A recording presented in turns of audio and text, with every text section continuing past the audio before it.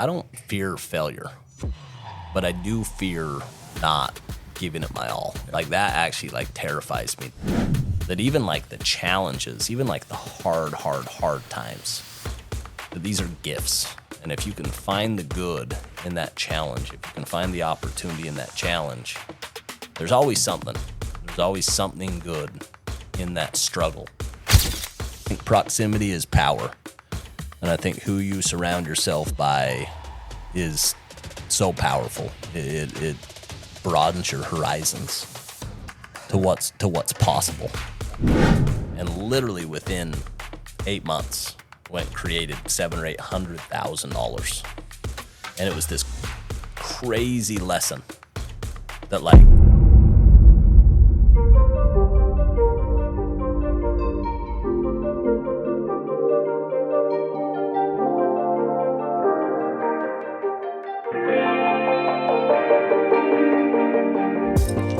All right, welcome back to the Quest for Success podcast, and thank you so much for tuning in once again.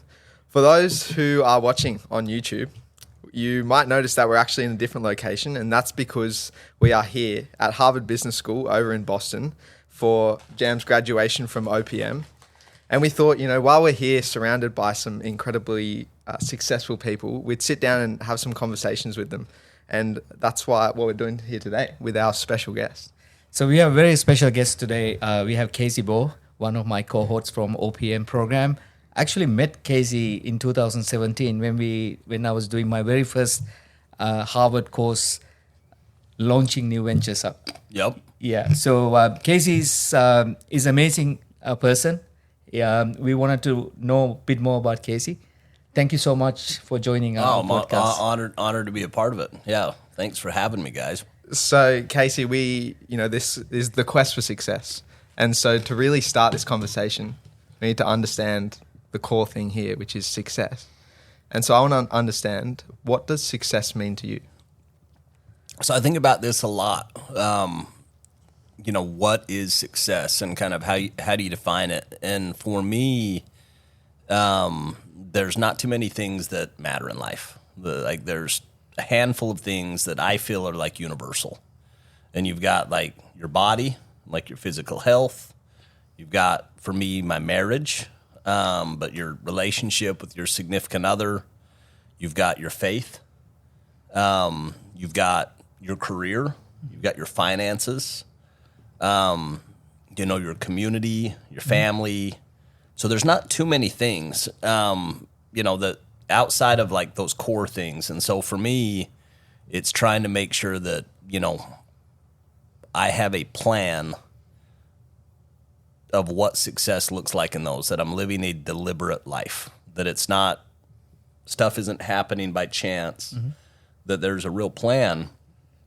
So for me, I try to model excellence. I try to find examples of people in those categories, and it's different models for different categories. Some people, for me, when I think about my marriage, I'm like, I want like a marriage with tons of intimacy and passion, and like that we love each other, and that like we, are excited to be together. Me and my wife have been married for 19 years. Wow. And, most marriages fail. Half of them fail. And the ones that don't, maybe they don't have passion, or they don't have that energy that you had when you got started. So it's like, who has that, and what do they do different? And so it's trying to like identify, hey, what is success? Your theme is the quest for success.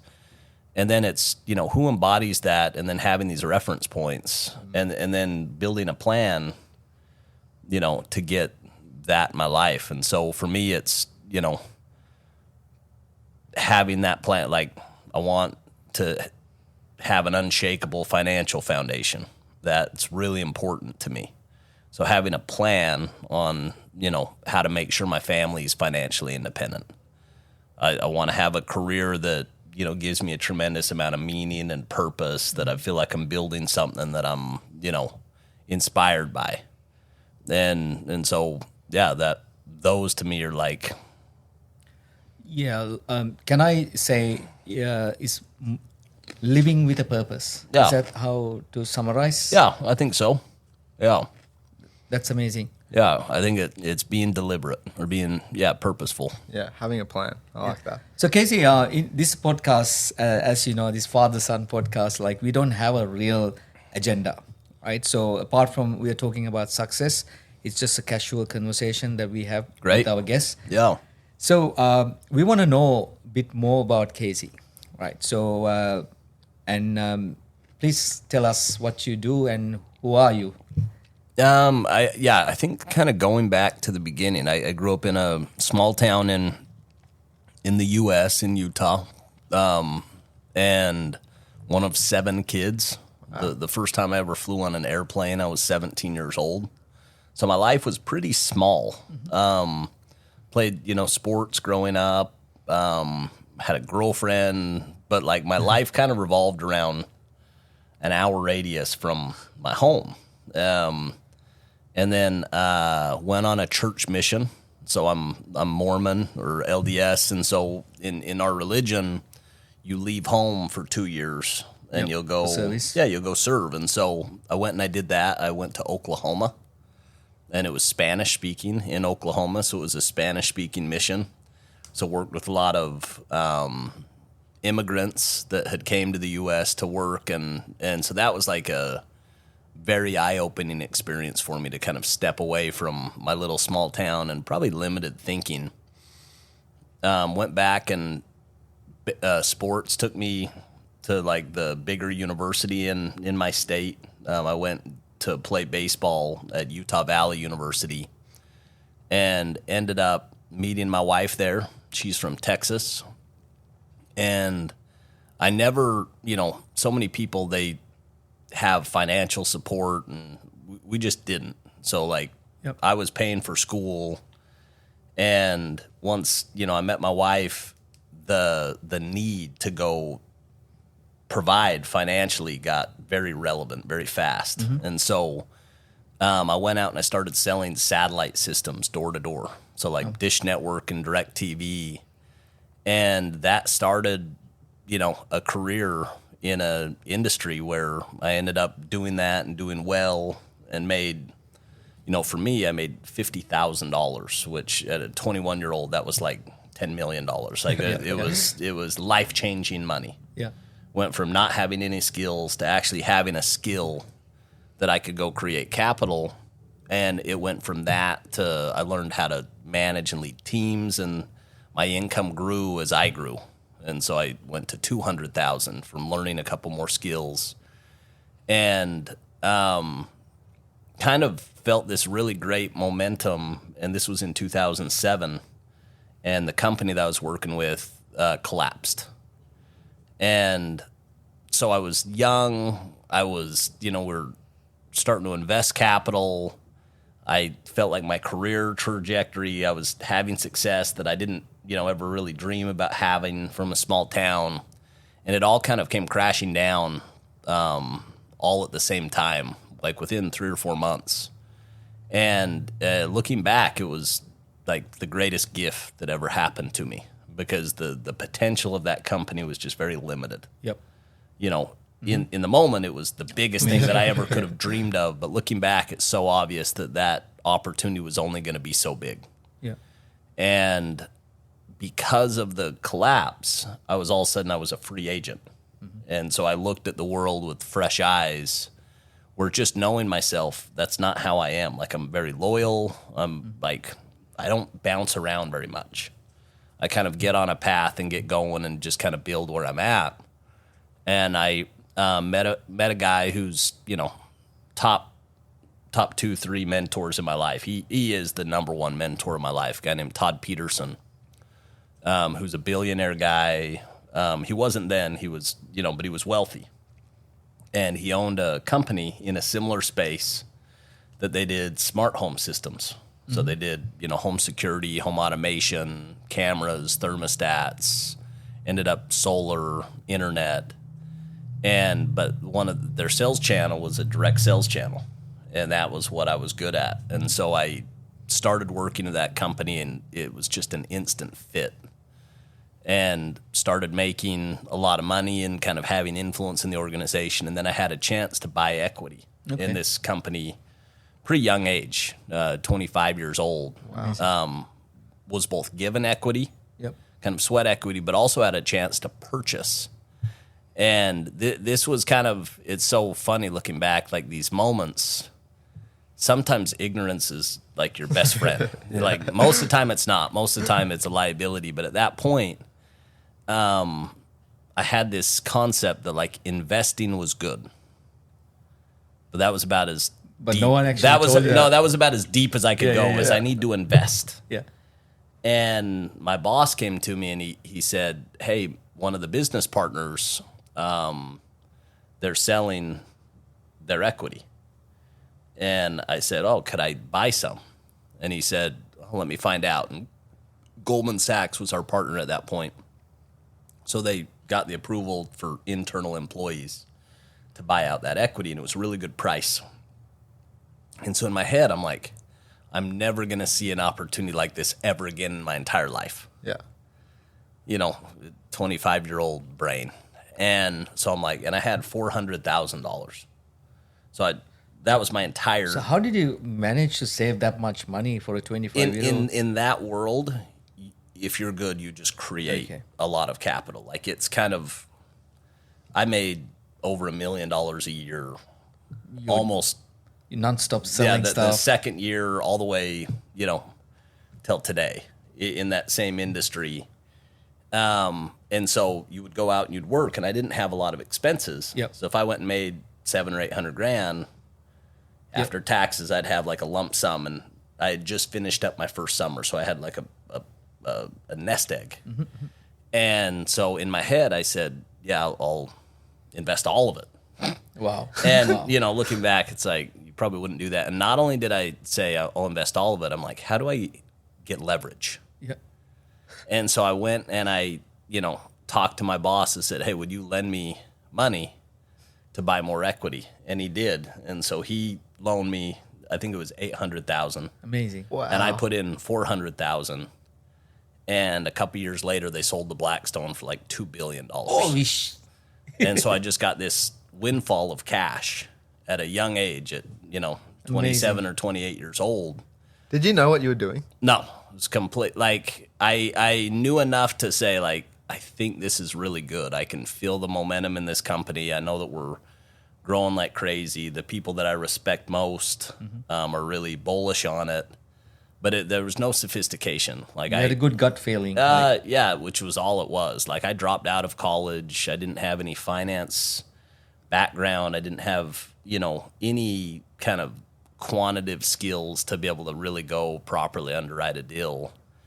And that's where kind of luck, when you talking to somebody who's a young person and said, yeah, you should take everything you've ever made and then lever it up 3 times and put it all in one company, it's probably a bad idea. But for me, it was this focused bet that ended up paying off, and that was kind of the foundation to go build my wealth and ultimately like start the career. And so I stayed with that company. They sold to Blackstone for $2 billion. And then ultimately we went and built it. So at the end, it was a $12 or a $13 billion company. We built a solar company. We split it off and took that public on the New York Stock Exchange. We had an equipment company that we sold that, was all the smart home equipment.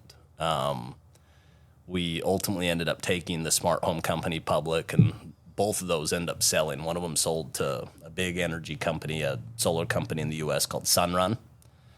Vivint Solar ended up selling to Sunrun, and then Vivint Smart Home, which was kind of the parent company, after they went public, they sold to a big energy company called NRG down in Texas. And so that was kind of the end of that run. But along the way,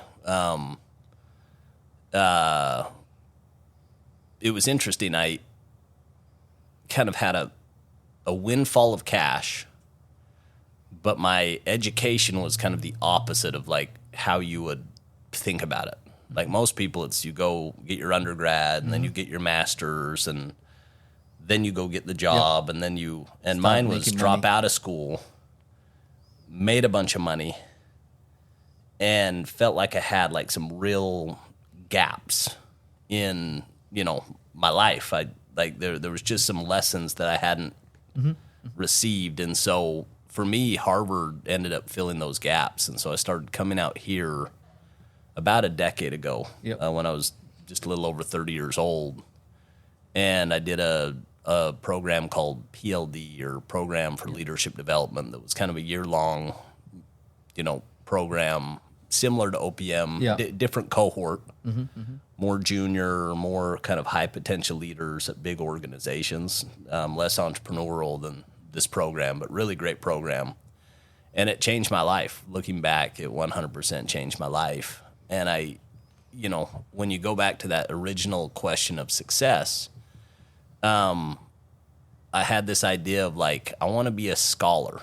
I want to, when I think about on my deathbed, I would love to, my grandma, she was such a great example of continuous learning. She died when she was 94 years old. She still had a little booklet that was underlined with, ideas and stuff she was learning. She started learning the piano when she was 75. Wow. And putting in work to go learn a new skill. And it was kind of one of those things where I said, I want that to be me. I want to be curious until I die. I want to be like a child. I want to, always be learning, never be kind of satisfied. And Harvard was a really good excuse to do that, because I could come out for a week or two a year and go do a focused program on a subject. And that's where we met originally, at the Launching New Ventures. But over the course of 10 years, I've done basically everything they've offered, so all their strategy courses and all their negotiation courses, their private equity, their entrepreneurial courses, their marketing, their finance. And then, a couple years ago, I like that PLD program enough. It said, and I was in more of an entrepreneur. We started a private equity company, me and a partner, and said this would be a great excuse to kind of work on my business and go meet new people, but have an excuse once a year to separate and to go study inspiring stuff and, apply that. And so that's kind of been what OPM is. And so as we're, getting to the end of that, you look back and you just say, you always kind of say, man, this was life changing. What would life have been without this? How did I survive before this? Yeah. It's that kind of curse of knowledge where once you get something, it's hard to remember life without it. Anyway, so that's, a lot of my journey. I got married 19 years ago, got 5 kids, 3 biological kids, and then we adopted 2 boys. And so we have kind of 3 older kids, 16, 14, and 10. And then we have 2 younger kids, 5 and 3. And so that's life right now, is, trying to build a business, trying to be a good dad, be a, good husband. Sorry to interrupt. I just wanted to jump on quickly and say a massive thank you for all of the support so far. But I also wanted to ask a favor of you guys. We want this podcast to reach as many people as possible so that we can share all of the incredible learnings that we've had so far. But in order for us to do that, we need to grow our following to beat the algorithms. But the good news is, however, there is one simple thing that you can do to help us reach that goal. So I ask you, if you could please follow or subscribe to us on whatever channel you're listening to this on. It'll help us grow the channel, which means we can get on bigger and better guests for you guys. And with that, back to the episode. Yeah, tell us a little bit about your business. So what do you do? You said that you're... So we kind of do the same thing that I've always done, which was, for me, it was always trying to hunt the best private investment options. That Vivint opportunity was life-changing for me. And Utah specifically just has incredible opportunities. It's a very electric, entrepreneurial environment, ecosystem, a lot of college students. And so, I got access to really incredible real estate deals because I had a good friend that went to Columbia. He did his master's in real estate. And so I had access to deals that none of my friends had access to. And so I was always doing that all along the way, trying to go find the very best opportunities to go put private capital. And it kind of came together formally by accident. There was a aviation entrepreneur named David Neilman that he was the founder of JetBlue. He was the founder of Azul down in Brazil. He's a significant owner of TAP Air in Portugal. He sold his original company to Southwest Airlines. So he's just kind of this iconic aviation entrepreneur. And he was doing his 5th airline. And it was a very deliberate, innovative model where basically there's a technology change in airlines. There's a plane right now called the A220. It's an Airbus plane that flies, 300 to 400 miles further than a plane its size at 20 to 30% less cost. So you have a plane that can do longer routes for less money. Yeah. And so if you can do things that other planes can't do at a cost that they can't do them at, now you actually have a competitive advantage. You can do routes that they can't do at a cost that wouldn't be attractive for them to come in. So that was his thesis was, I'm going to go build this plane or this company off this strategy of low cost, high service, direct routes that no one else can do. Yep. And he was going to fund it with his own capital. And COVID hit. And the airline industry just imploded. You think about like what was the feeling about airlines when, and I think they lost like 90% of their market cap, all airlines during COVID. And so he lost, a lot of his net worth. It was tied up in JetBlue and Azul, and so he didn't have the capital to go fund this airline. He also didn't have the demand from the marketplace. Any other time, he would have had 30 people begging to give him money. He's a proven founder that's exited 4 companies on the public markets. Like he knows what he's doing. He's a dream. He's like any investor's dream. But there was this small window when he couldn't. And my business partner had a relationship with him and just asked, if he could go raise the capital. And we got permission. And so I was just a LP. I was just an investor. And my business partner, Dave, he went and he raised $50 million in 3 weeks. Wow. And we only had 25 million of space, and they had to send money back to everybody, so it was oversubscribed. Yeah. And that started Sandlot. And so my business partner came to me and said, hey, would you partner with me? And I saw Sandlot originally as an investment. I saw it as I put up the capital, hire the management team, and then I own a piece of the general partnership, and I can take part of the fees and carry. And I was like, we don't need to do too many deals for this to be a great outcome for me.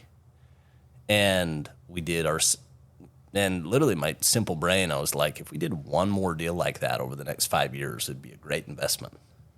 And 2 months later, we did our second deal. We were investors in a local company called Divvy that they sold to Bill.com. Oh, yeah. And it was a really successful outcome. And then we did an oil and gas deal, and over the course of 12 months, we did 200+ million of equity. And it went from this idea, investment to my full-time job in 12 months. And so it was amazing. Yeah, but it was very, I don't have any formal finance training. My business partner does, but mine's more operational and entrepreneurial, and but the opportunity just emerged, and we kind of kept going, and it kept taking us down that road. And so we've done it for 4 years, and we've had a lot of success. We've raised and deployed, hundreds of millions of dollars, and have a large group of investors that invest with us, and it's been really fun. It's kind of doing the same thing we'd do anyway, which is go sift through a lot of deals to go find the deal that just all the lights are green, and then we invest our own capital, and then we raise money from other investors, and we make money the same way any other fund would make money. We make money in management fees and then carried interest. Yeah. So very like standard model. Anybody who invests in private deals is used to paying kind of your standard fees and your standard carry. And so we just kind of model what the industry charges and charge the same. Given that you don't come from a finance background, is all of your knowledge around this from actually just doing it? Yeah, doing it and then being a student. Like my experience with education is Tony Robbins. He talks about the ability, kind of the 3 steps of patterns. He says the most important thing is pattern recognition. So it's actually being able to look at, something that's happening and identify a pattern that works, or success, if you will. So pattern recognition is number 1. And then pattern utilization is something separate. So like you looking at somebody who's fit and in shape, you still got to go put a plan to go get fit and in shape yourself. So there's one thing to recognize, I really like those results in that person's life.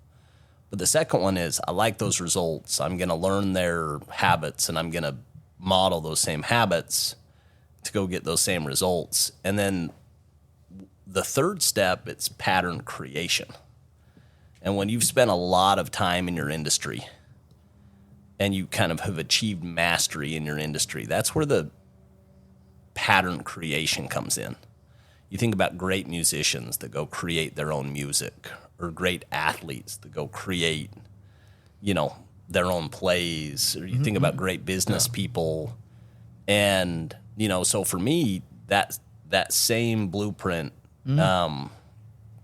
any industry that I go into, it's find the people who are the best at it, go sit down, go interview them. So that's the pattern, the pattern recognition, identifying those habits and trying to like build a plan or put habits and rituals so that I can go get on that same track. And then over time you realize, like, I spent my whole life in this career and I learned all these things, and there's those things in this industry don't really exist. But if I combine this thing and this thing, I can go beyond. There's a new industry and there's a new space and that's kind of our customer. It's not the pensions or endowments or foundations, which are your traditional sources of capital for private equity. It's ultra high net worths and family offices. So it's one layer down, and these high net worths and these family offices, most of these are first generation entrepreneurs that have exited businesses. And so they're used to making capital allocation decisions. They've done it in their own business. You have an opportunity, it pops up. You make a decision to go invest in that opportunity to go help your business. And so this is just another one of those things. And so we've found that if we can go target that customer and provide value to that customer. And so like our value proposition to that individual is access to a direct deal that's underwritten that they wouldn't have access to. That's the value proposition. The value proposition to the founder, the person that we're giving capital, is that we're reliable, friendly capital, that we're like a great partner. We're a value-added partner. And so it's finding that space in the market and so it allows us to be really flexible. It's figuring out, hey, as a founder, what does this founder need? Do they need secondary capital to get liquidity? Do they need growth capital to go grow their business?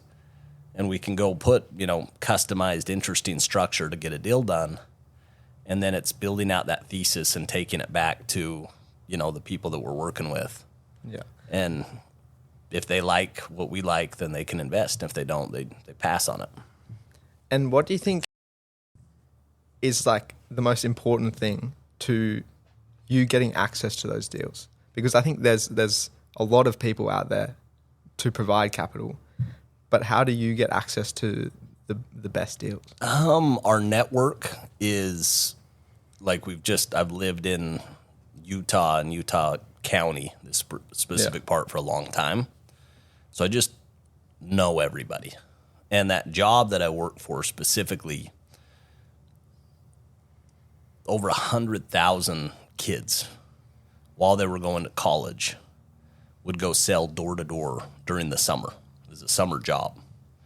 And they would go out and make money, and then they would go back to college. And for most of them, they weren't doing it as a career. They were doing it as a supplement to go pay for their school. And for some of them, they were doing it as a career.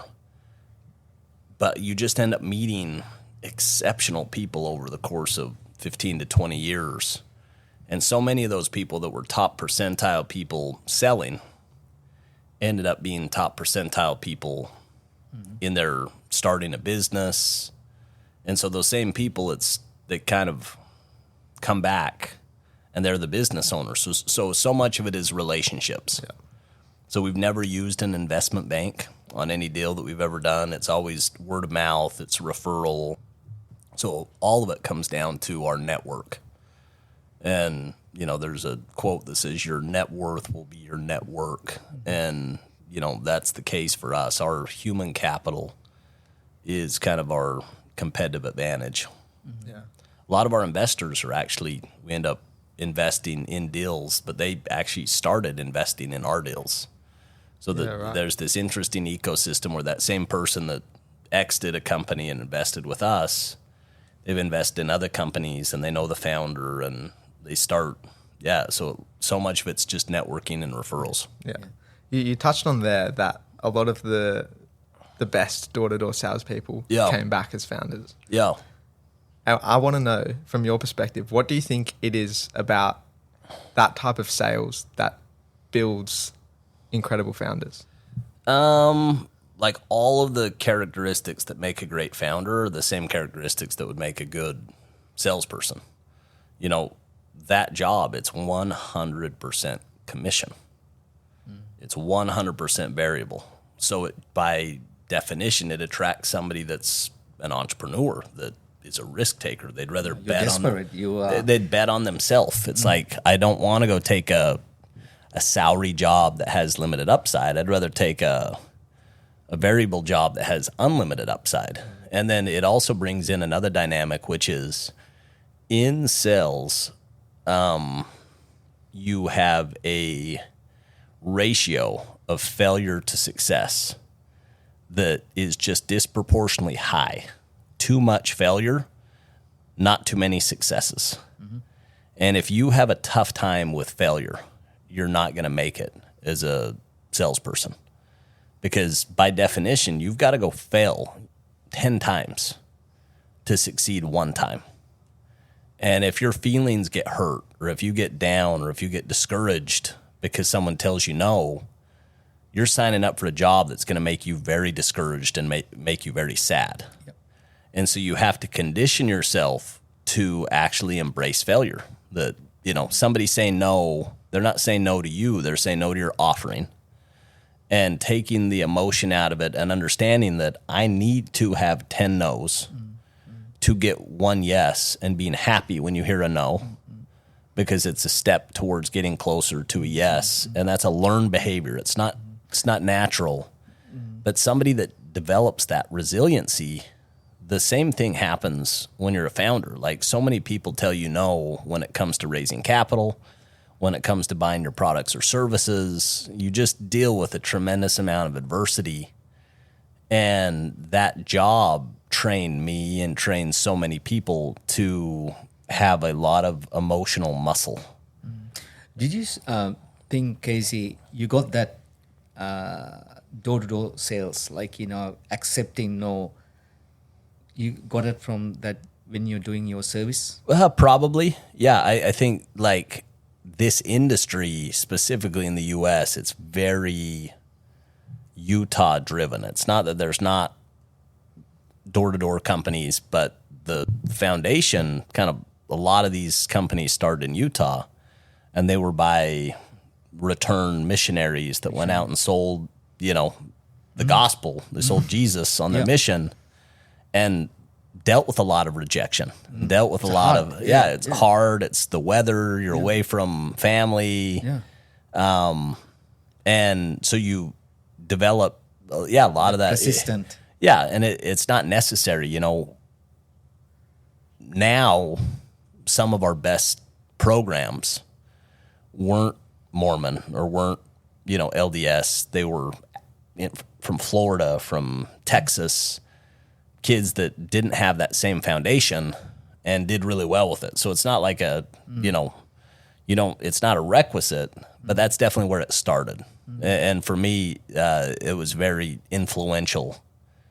I kind of had already had 2 years of experience. Yep. So the third year, my first year, was really, I was experienced versus just trying it out.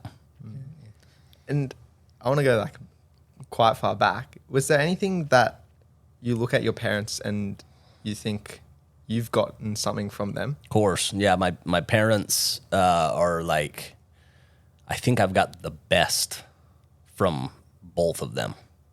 So my mom, she's one of 14 kids. Wow. And she grew up in a family in Wyoming.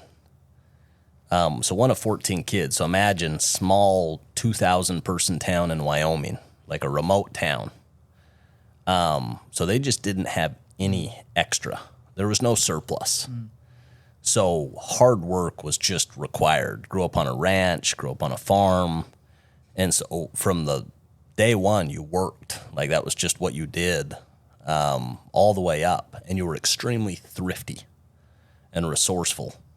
And so my mom, she just taught us to work from a young age. And it was like, it was not optional. It was not, try it out if you like. It was like you have your jobs, you have your chores, and you do these things before you get freedom.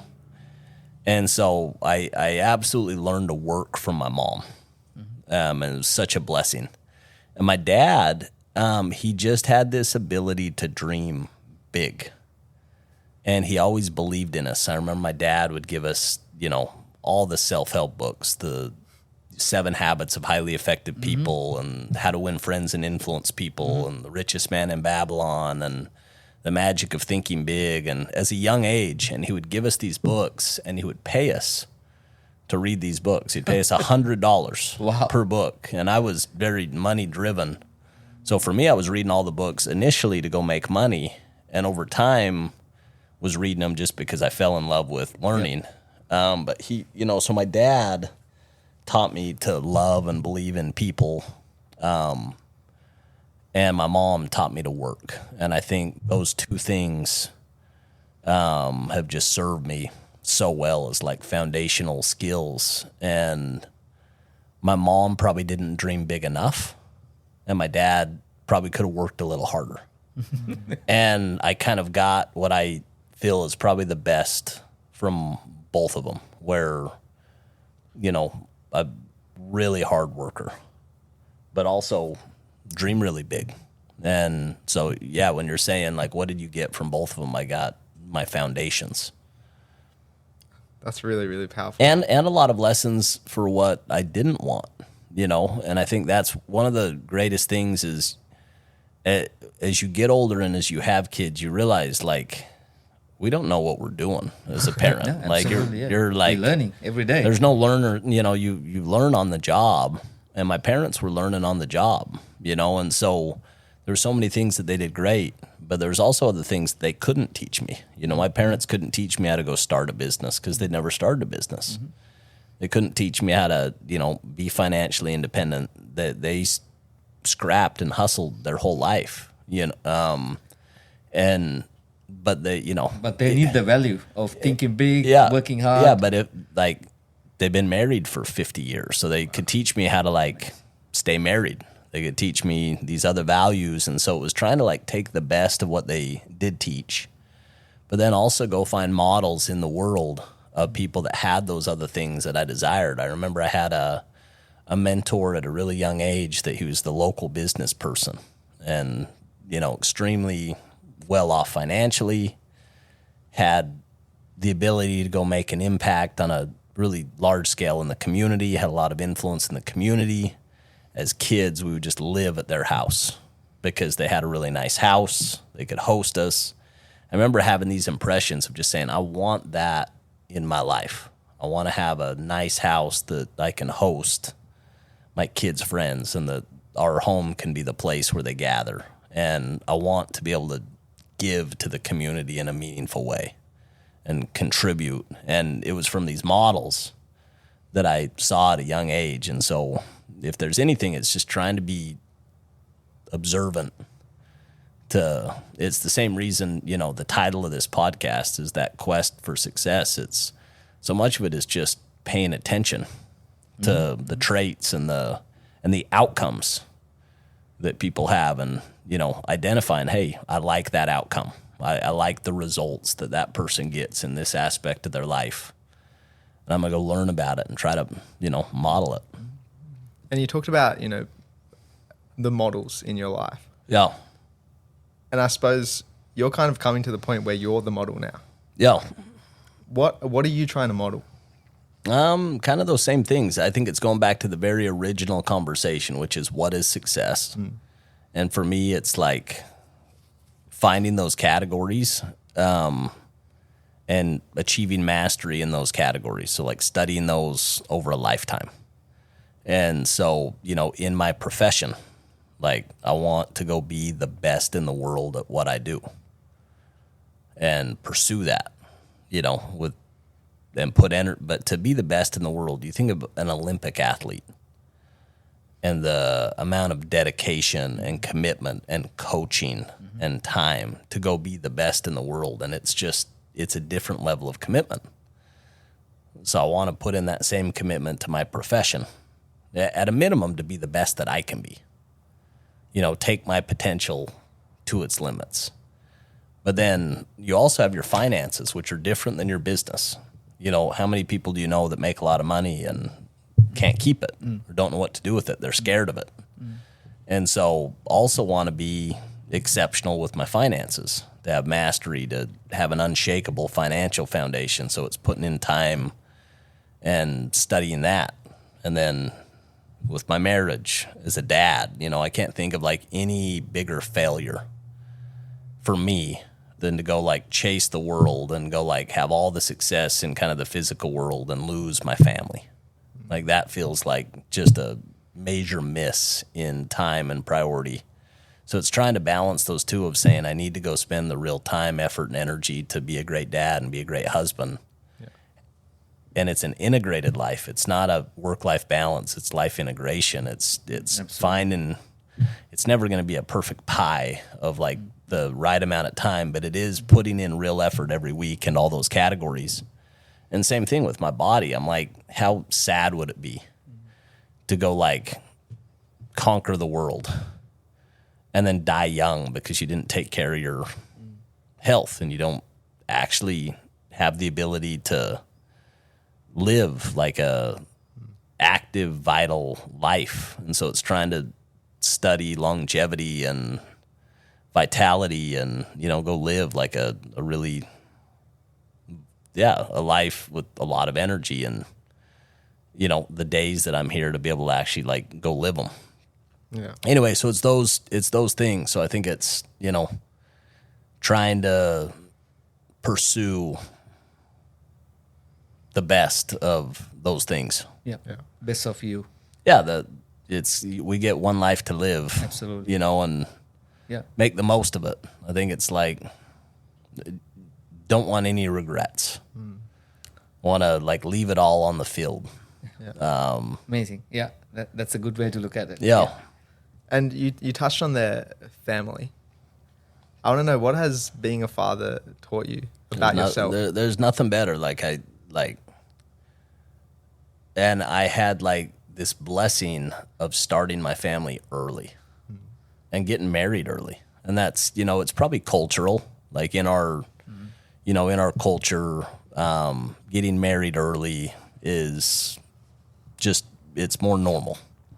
And I got married early and it just, like we're out here at OPM and everybody's going to the club and everybody's partying. And I'm just like, I don't even know what that is. It's been so long since I went and did those things. And it's not good or bad. It's just that hasn't been my life. Not you. Yeah. But there's also like a lot of time that you go spend doing those things.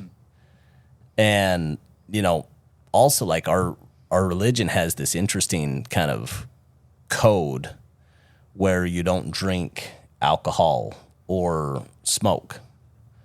And I think about like how much of a blessing that's been in my life of just saying like, this thing, it's just not in my life. Yeah. I'm going to drink soda or water. Yeah. And it's a lot of nights that I wasn't drunk and I, wasn't up late, which led to a lot of mornings that I could actually wake up and be productive versus be hungover. And, so some of those things have just kind of served me really well, just having like some guardrails or some parameters. And I think people look at those things as negative. They look at those as restrictive. Yeah. But for me, they haven't been restrictive. They've opened doors. They've actually allowed me to probably live a more full or a more rich life because of, just having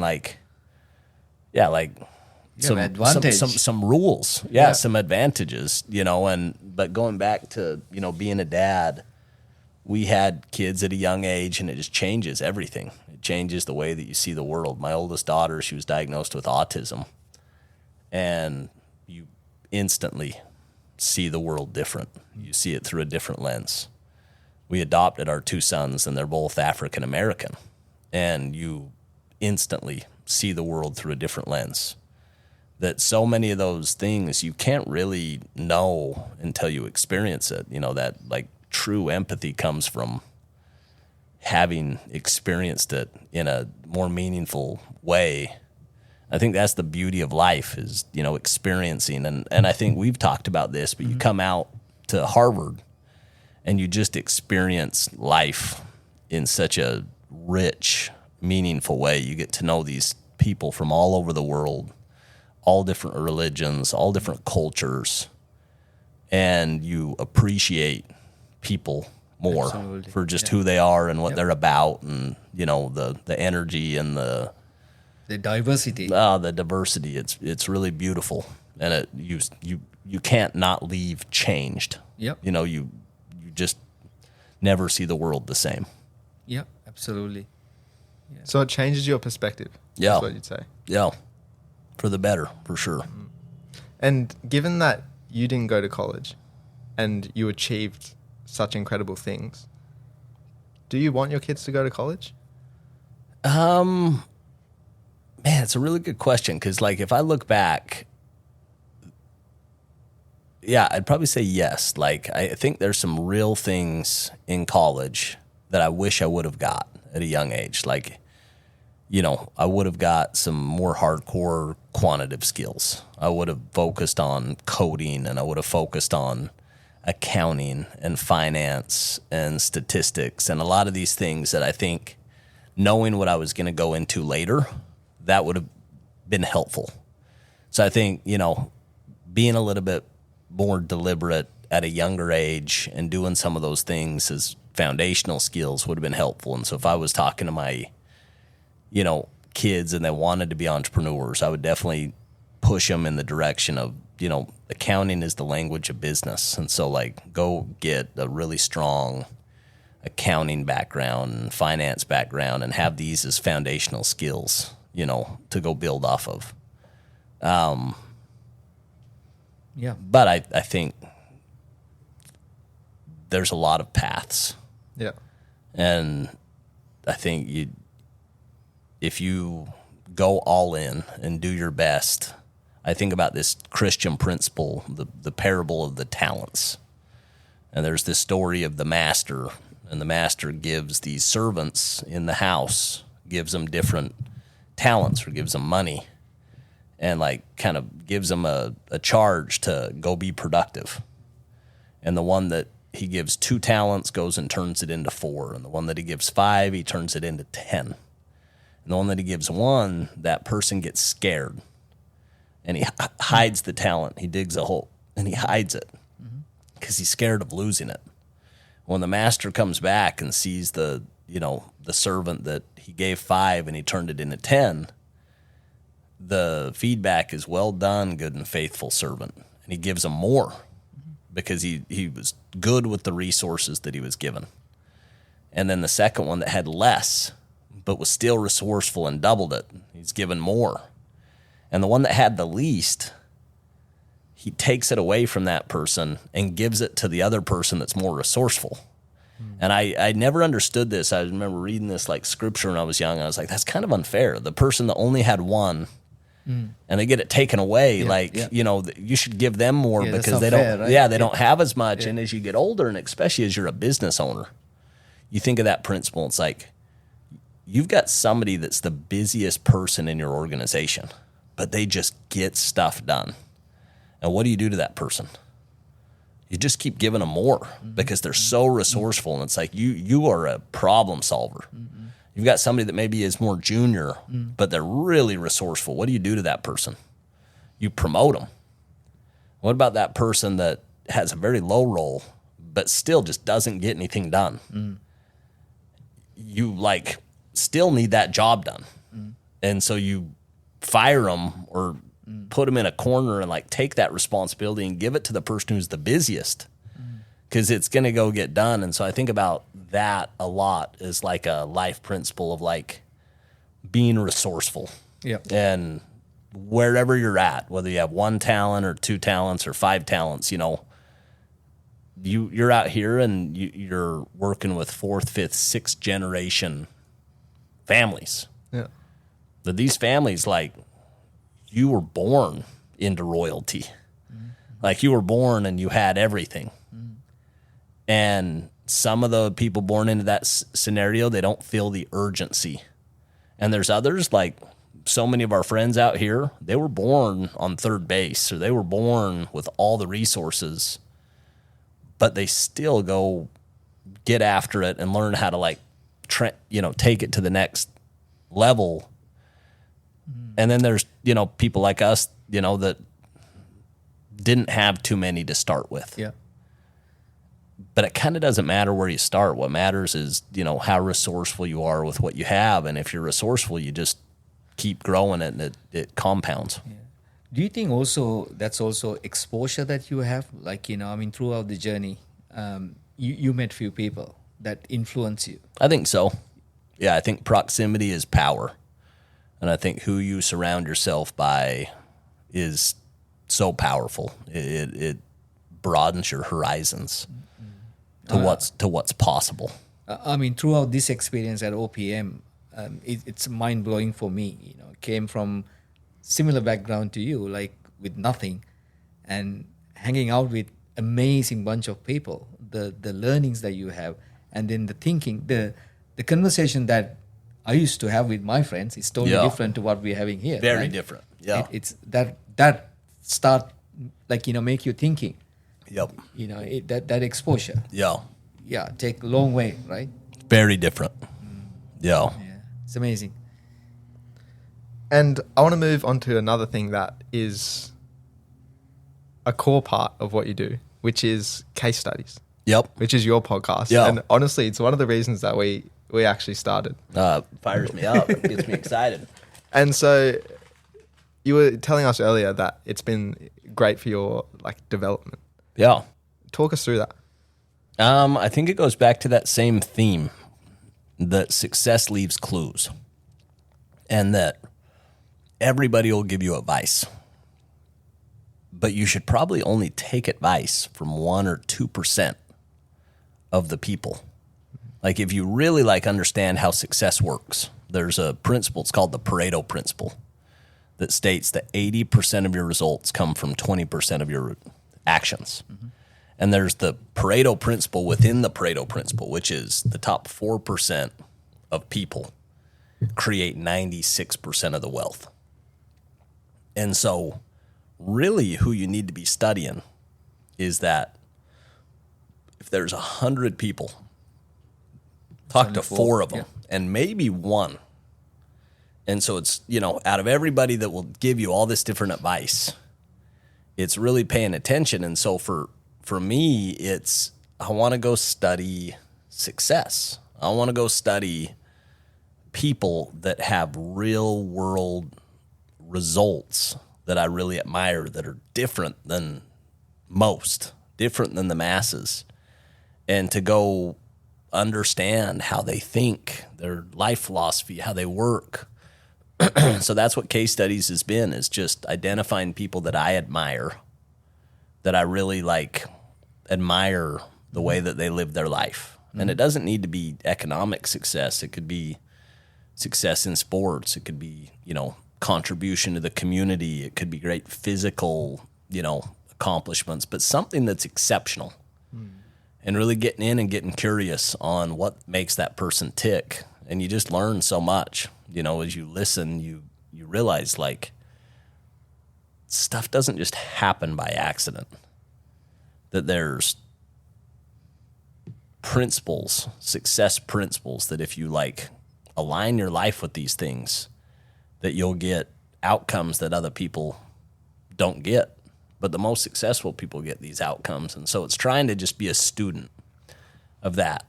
The other thing that the podcast has done is it's given me exposure to people that I probably wouldn't have had exposure to.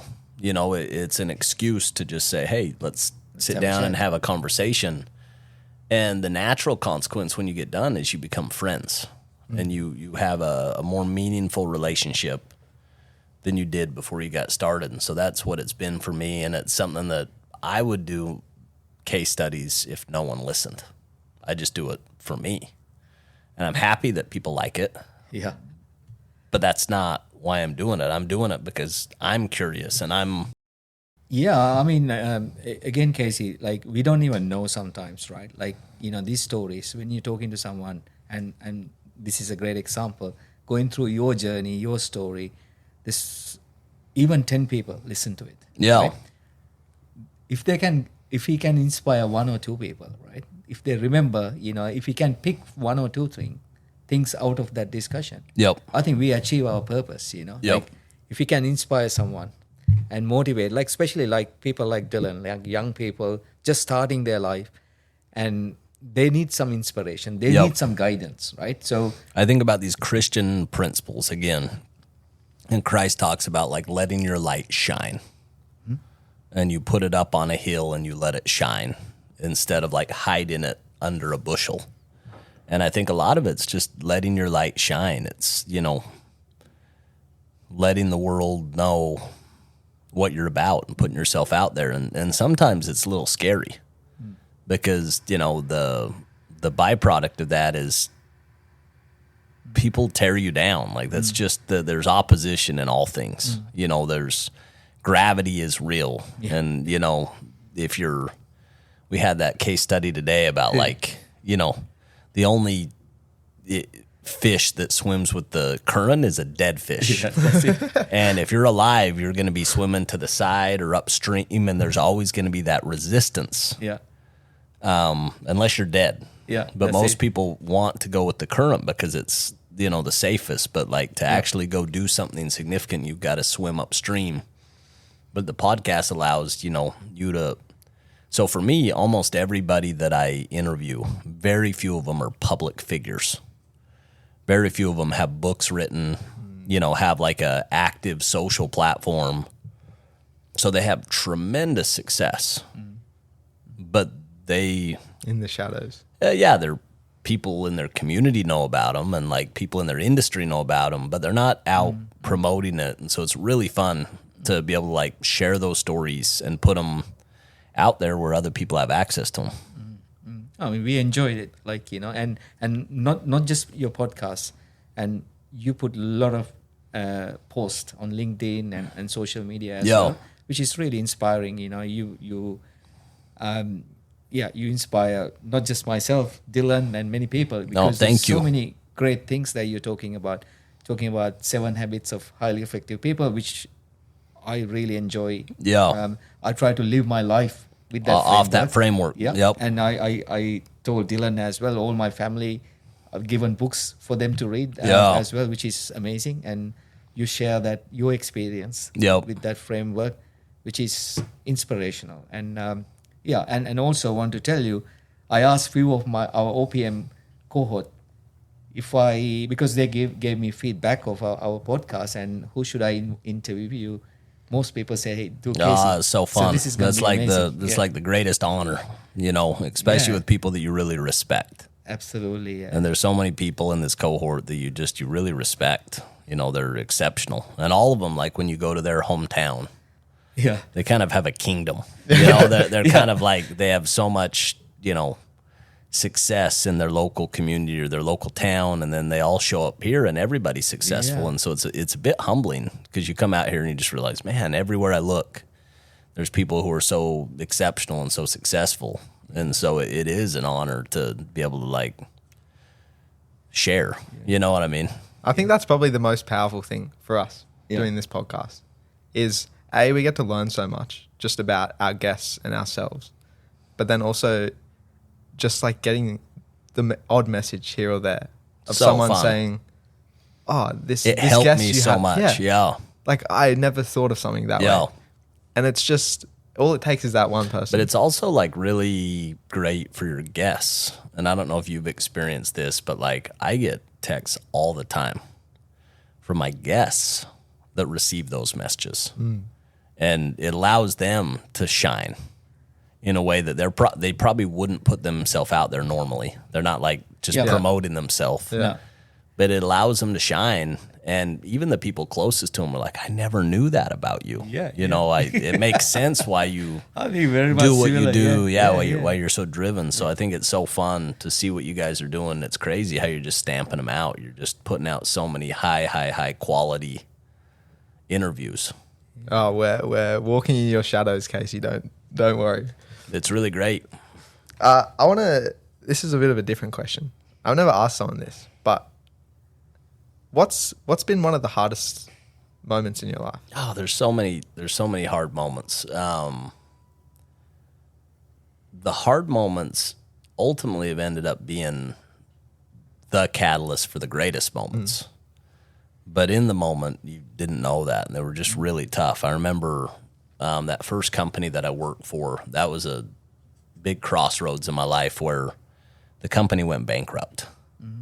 And I'd made good money for 3 years, which 3 years when you're 21, 22, 23 feels like an eternity. Feels like I've worked a whole career, which now looking back, like 3 years goes by in, the snap of a fingers.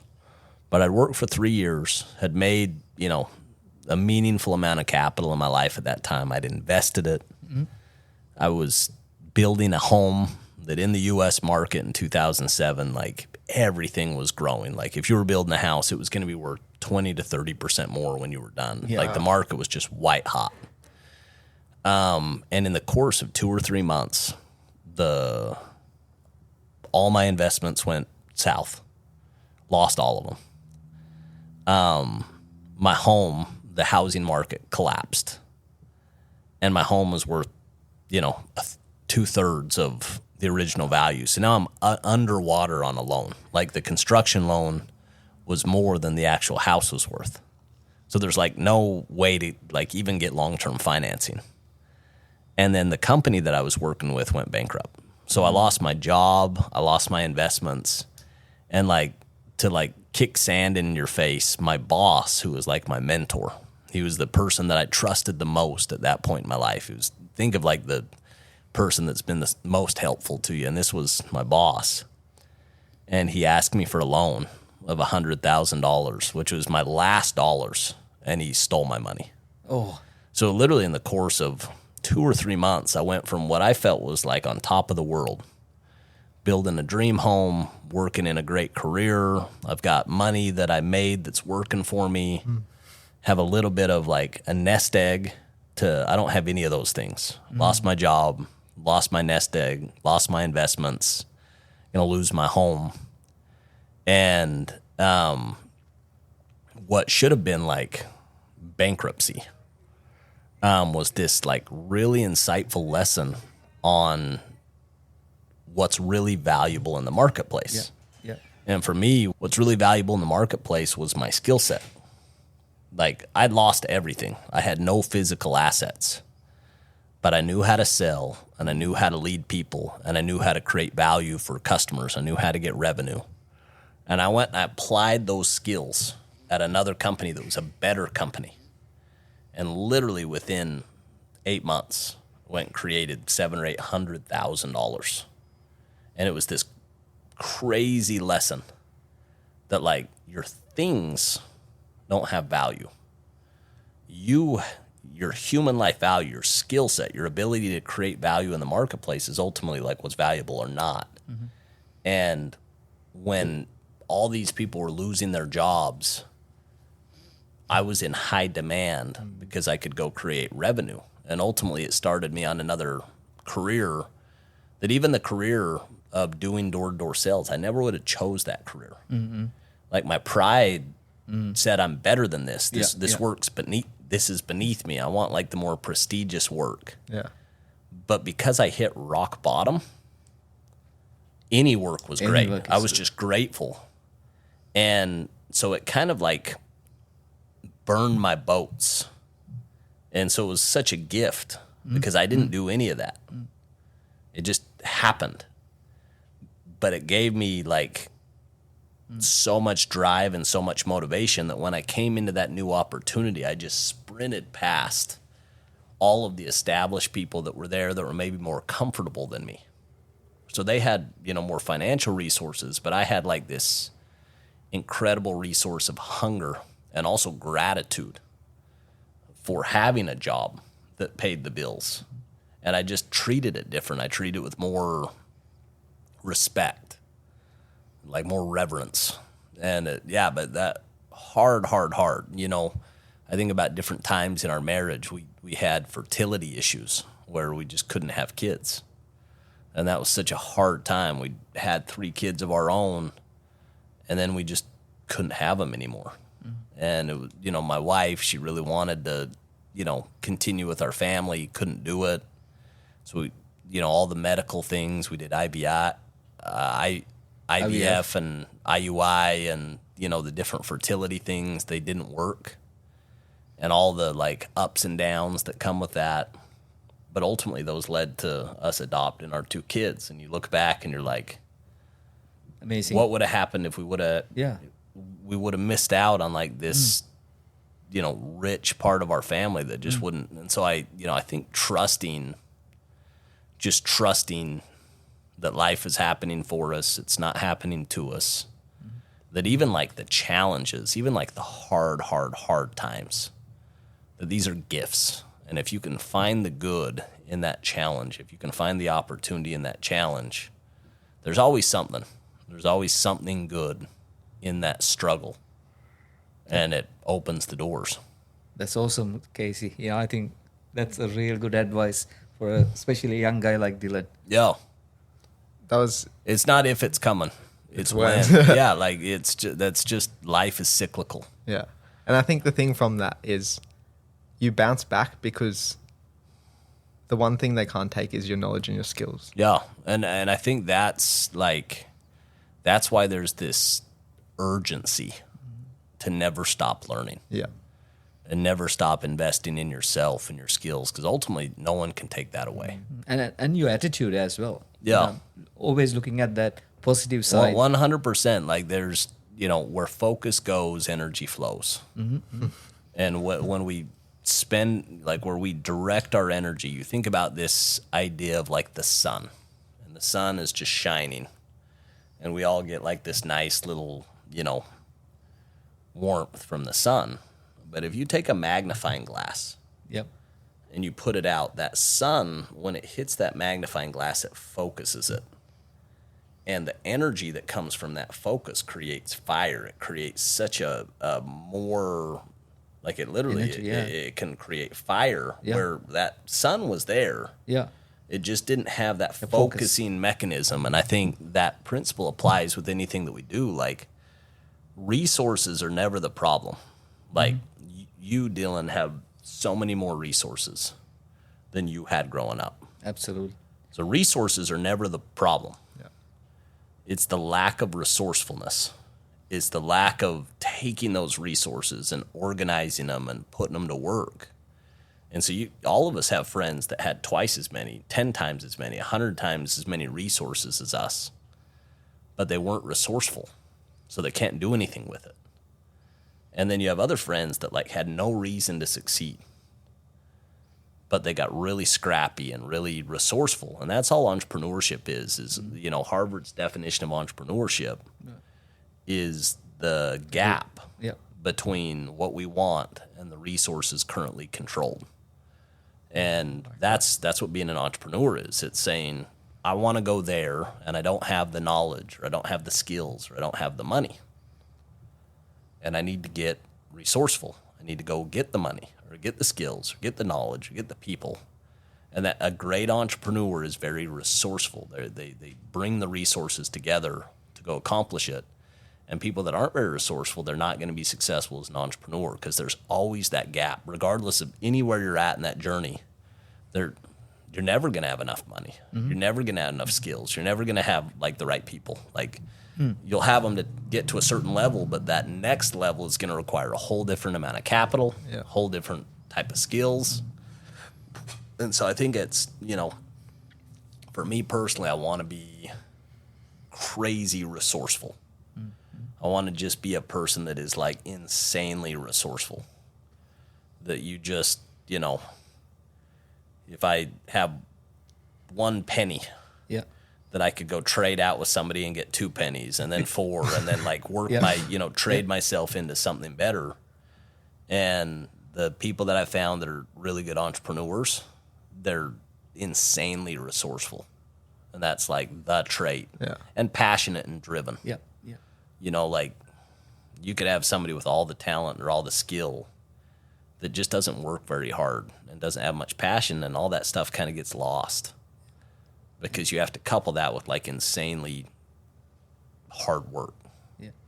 It's not about the dog in the fight. It's about the fight in the dog. 100%. Yeah. But you can have a dog that has a lot of fight that's fighting for the wrong stuff. That's true. You know what I mean? So it's this art of saying, all of us know people that work extremely hard and don't make a lot of money, work hard their whole life, but they're not very resourceful and they don't work very smart.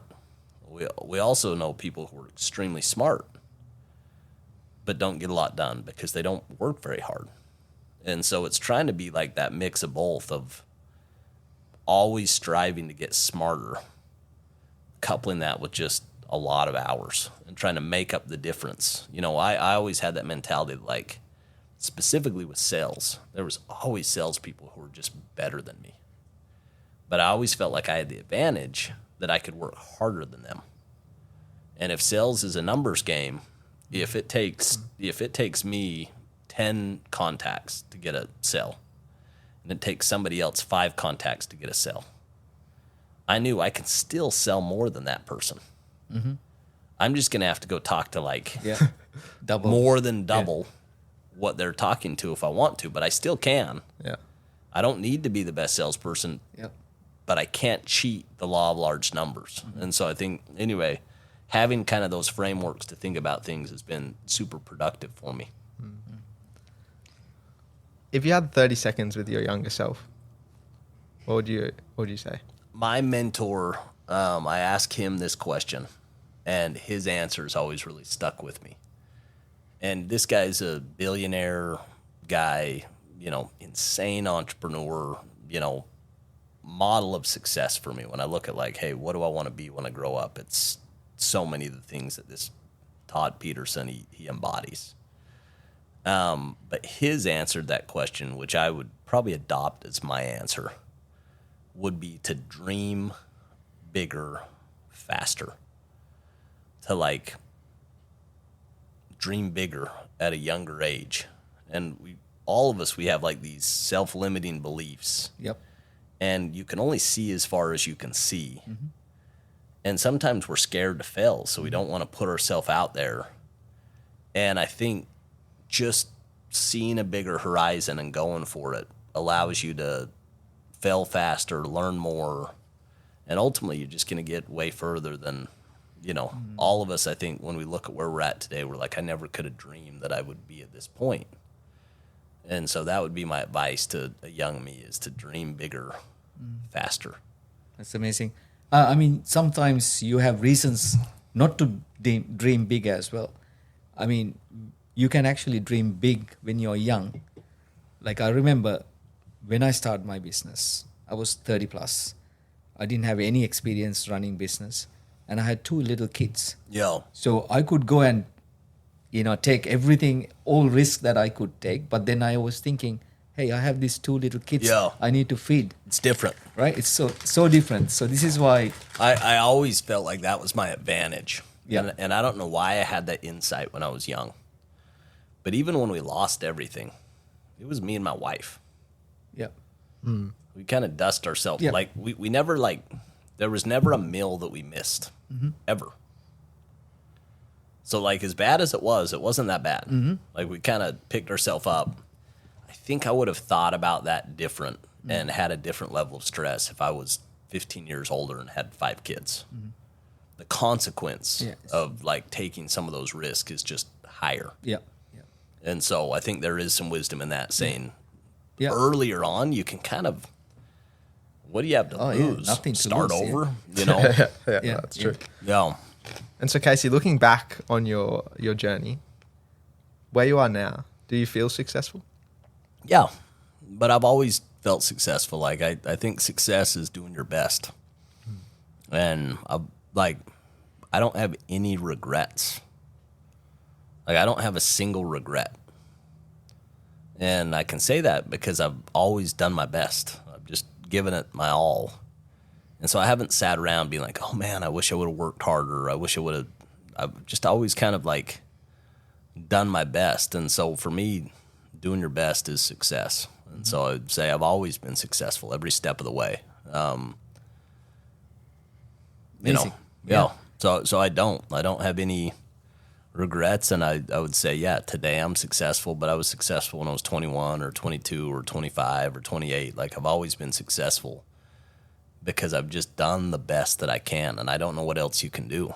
There's a book that I read that really influenced me, and it was by this coach named John Wooden, legendary basketball coach in the U.S. And won, a bunch of national championships. I don't know how many he won. He was at UCLA. But that was his definition of success, was like that you did your absolute best that you can do. Yeah. So he had teams that didn't win championships that he felt were 100% successful because they got the most of their potential. And so I think that's, for me, like, I don't fear failure, but I do fear not giving it my all. Yeah. Like, that actually terrifies me, to look back and have regrets, to be on my deathbed and say, man, I wish I would have tried more. I wish I would have served more. I wish I would have studied harder. I wish I would have, and so I just don't want any of that. I don't want, if I love somebody and care about them, I don't want to leave any words unsaid. And if I've got music to play or I've got ambitions, I want to go try them. Yeah. I love that. And that's kind of my mentality on life, is just don't wait to go try stuff down the road. Get out and get started and take action. That's and then amazing. and then fail fast and fail quick. If you're off the right track, don't be scared to quit and just say, "Yep, tried that, didn't work. I'm gonna go try something else." But I think if you just have this motor that's always moving, it's crazy how much you can get done. Absolutely, yeah. And so, Casey, throughout our conversation, I've been jotting down a few things which I think, for me, from my perspective, have been the traits that have led to your successful life. So I want to share some. The first one, we heard it so many times, and it was continuous learning. Yep. Whether it's you're chasing another course, you're constantly reading, you spoke about all of the learnings that you got from people around you, whether it was your grandmother or a mentor. You're constantly pulling learnings out of situations and out of people. And I think that's something that we're seeing throughout our conversations as one of the core traits. Those traits, yeah. Yep. And I think you definitely embody that trait. The second one I got is you're extremely authentic. Throughout this conversation, you truly embodied who you are. You don't try and be someone else or follow the crowd. I think the great example is when you spoke about alcohol. Yeah. People around you, they're going out partying. Some people would succumb to peer pressure, but for you, that's not who you are. Yeah. And so you live your authentic life, and you share that with us today. And I'm really, really grateful for that. And I think authenticity and not trying to be someone else goes a long way, because you're not putting effort into putting on this mask. Yeah. You can just put all your effort into what you're actually trying to achieve.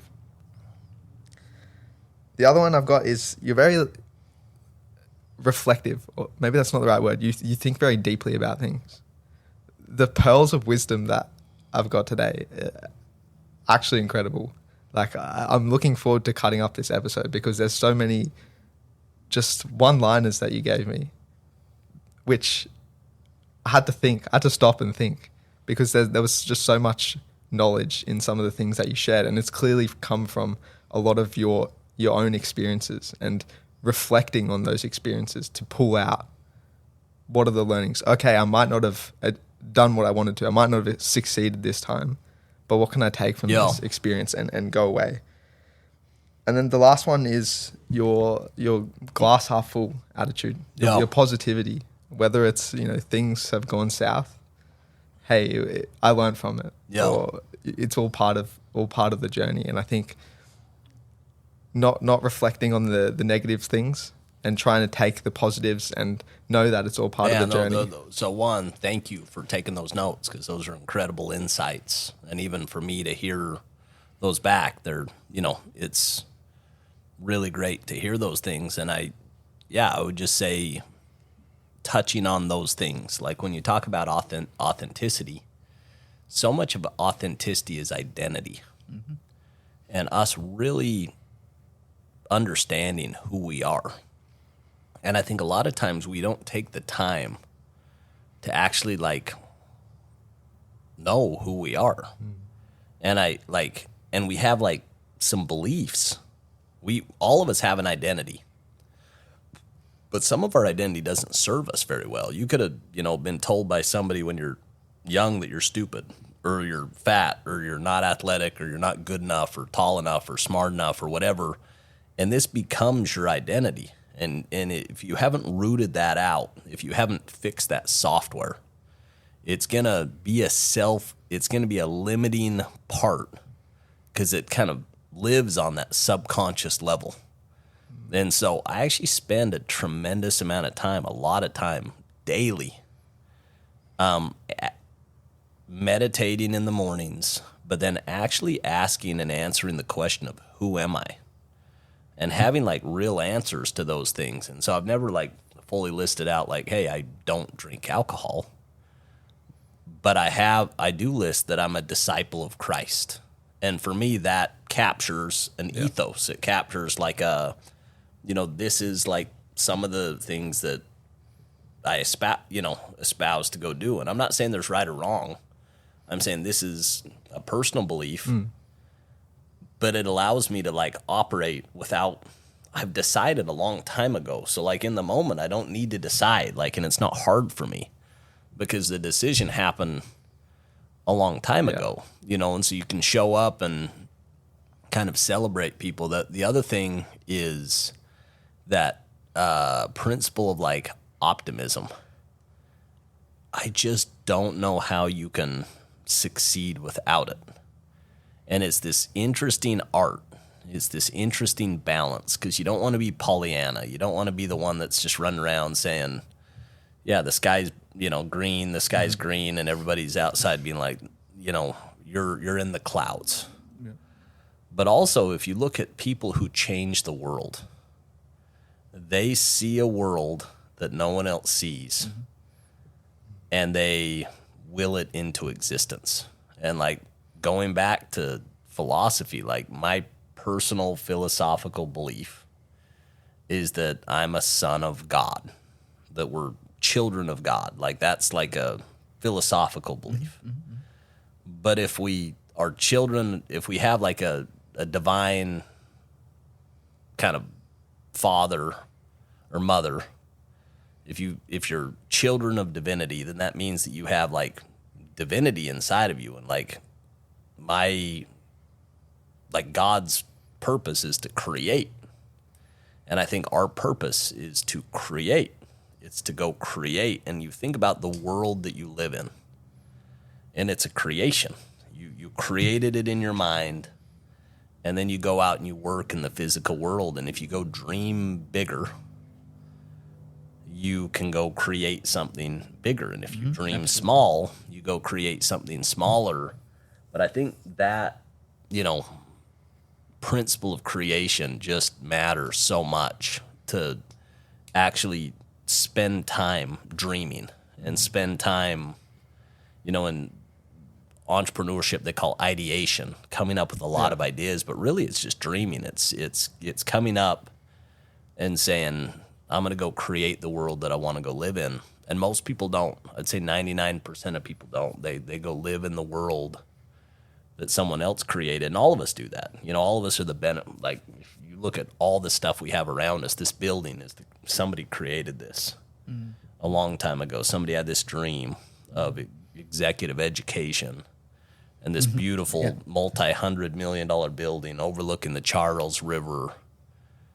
And they dreamed it up, and then they got the resources and the capital and put it together, and we're the beneficiaries of that dream.